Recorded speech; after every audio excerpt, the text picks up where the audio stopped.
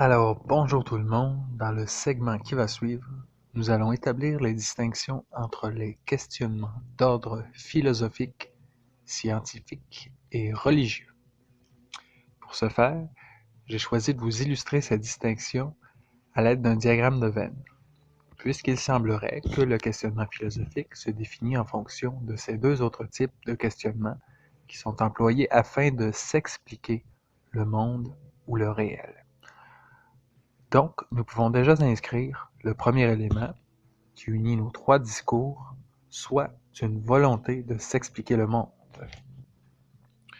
Nous allons entamer le pas en nous concentrant sur la sphère de la religion comparée à celle de la philosophie. Leurs différences se situent au niveau de leurs points de départ respectifs.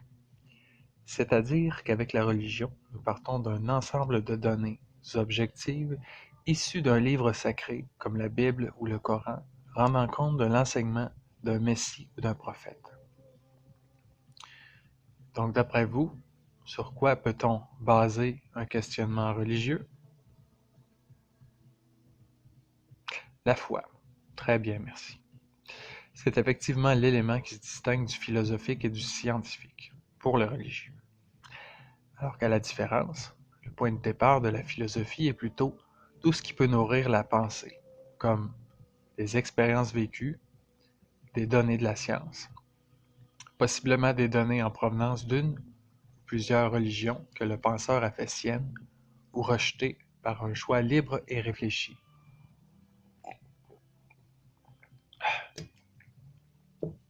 Donc, ce qu'il faut retenir est que la philosophie s'appuie sur ses propres expériences de vie et cherche à penser d'une manière autonome, c'est-à-dire penser par soi-même.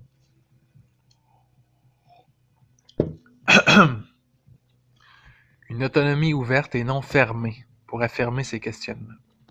On peut donc identifier un élément qui se distingue, propre au questionnement philosophique.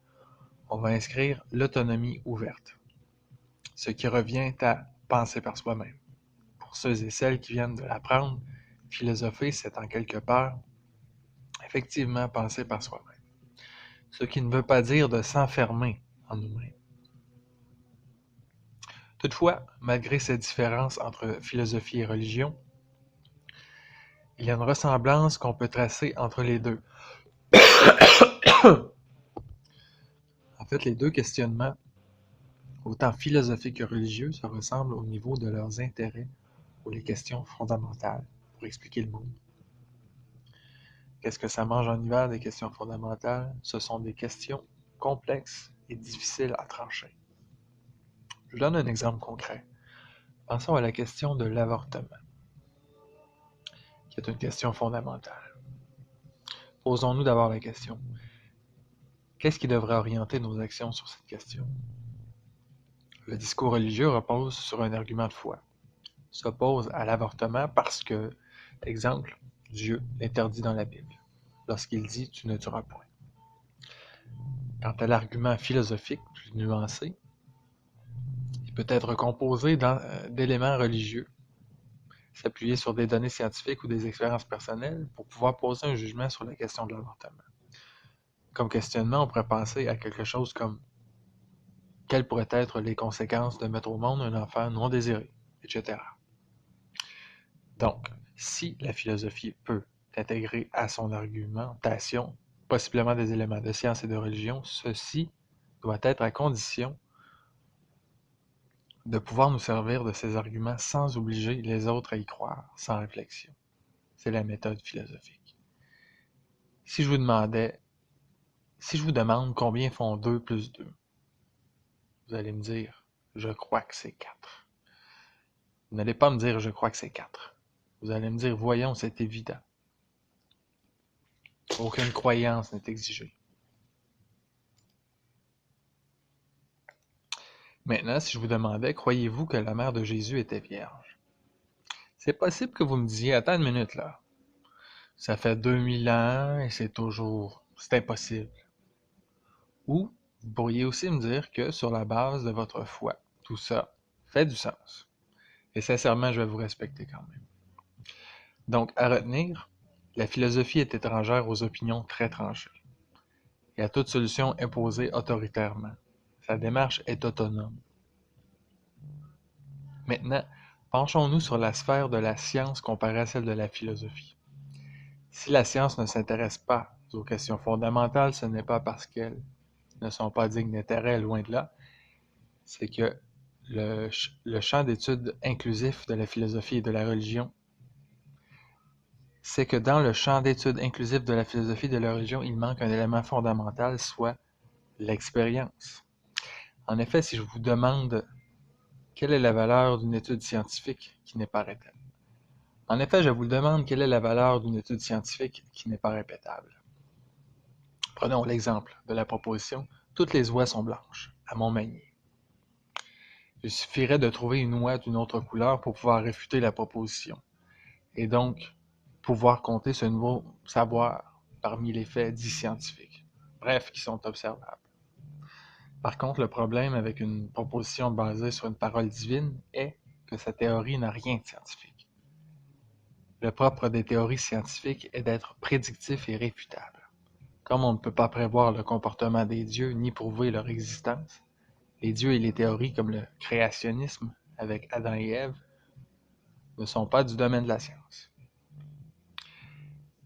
La philosophie, comme je vous le disais plus tôt, est autonome, mais se garde une ouverture pour ce qui pourrait dépasser le domaine de l'expérience. En fait, rien par définition n'est exclu du domaine d'étude de la philosophie. Alors que la science à elle seule ne détient que très peu de pistes de réponse à la question « Pourquoi les choses sont comme elles sont ?» Si nous revenions en arrière à notre question fondamentale sur l'avortement, bien que l'approche scientifique ne soit pas appropriée, on peut quand même, grâce à elle, apprendre sur le développement de l'embryon et du fœtus pour baser notre jugement. Mais ce n'est pas la science qui va décider du poids moral d'une vie potentielle. Sur une question qui dépasse le champ de l'expérience, la science s'essouffle à elle seule, car son approche face à ce genre de questionnement n'est que de décrire comment le monde existe tel qu'il est. Alors que l'approche religieuse tente d'expliquer pourquoi le monde est. Les arguments de la religion se retrouvent contredits quand ils sont comparés à ceux de la science, car ces arguments ne sont pas rationnels.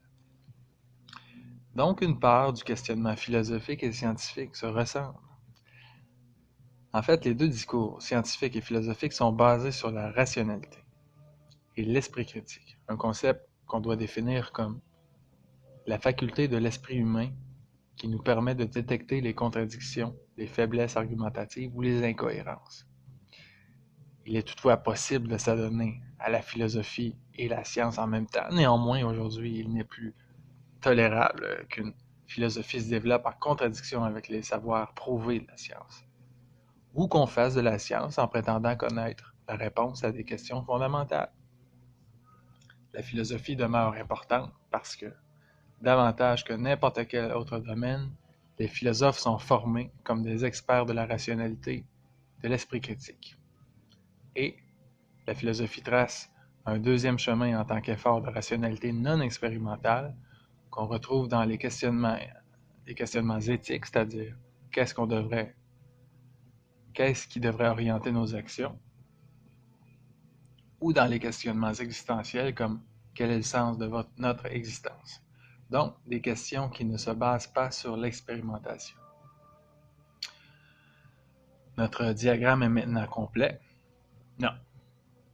La foi à l'intersection de la sphère de l'expérience concerne la réalité de nombreux croyants d'aujourd'hui qui vivent leur religion de façon plus personnelle. J'appellerais cet élément de notre diagramme la spiritualité. Je termine sur ces quelques mots. La philosophie ne cesse de sonder ces questionnements qui sont au cœur même de l'existence humaine. Qui suis-je? Pourquoi suis-je? Le monde que j'expérimente tous les jours est-il la réalité? Ce sont des questions vieilles comme le monde, mais elles sont en même temps toujours d'actualité.